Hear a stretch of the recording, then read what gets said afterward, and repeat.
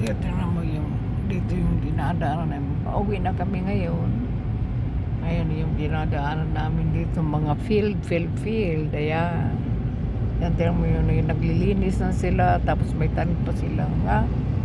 Mais. Yun. Yun. Ayan. Oh. Yan dito. Oh. Malinis yung mga field nila. Ang linis, ang sipag ng mga ano, tingnan mo yun, yun no, yung bahay ng kuan dito, farmer. Yun. Ang sisipag nila. Kaya malinis na yung mga field nila. Ayun, mga kuh. Kuh yung mga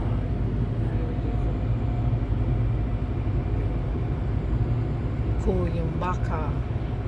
Dito naman pangalan yung baka kuh. Ayan, yung mga shop. Wala, hindi ko makita na doon sa ilalim. Nagbiyatabad ko sa yung mga ano, shop is sheep. Ayan. So, yan yung kuha ng ano, bahay na yun. Yung hope, yung sinasabi nila hope, ano yun, yung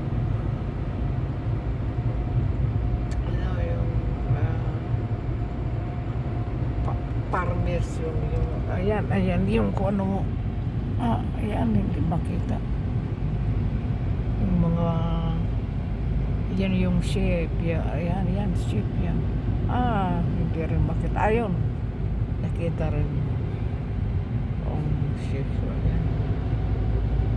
So malakyan ko kasi para malapit na yan pero makuha nila yung field dito malinis na yan malinis na yung field nila yan yung field nila malinis ng ano, farmer yan kasi malapit na mag winter kaya ganyan ang itsura ng field linis nila niyan bago mag winter. So yan na ayan magandang panahon ngayon kahapon pero malamig yan kahit sumisikat ang araw malamig yan tinan mo yun yung kuan yung clouds mayroon pa nga dito sa ibang lugar baha the weather change yan kaya ganun ang ating panahon ngayon. So nandito na kami, paliko na kami, papunta na kami sa street namin.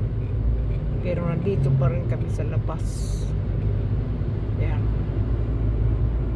So guys, thank you for watching.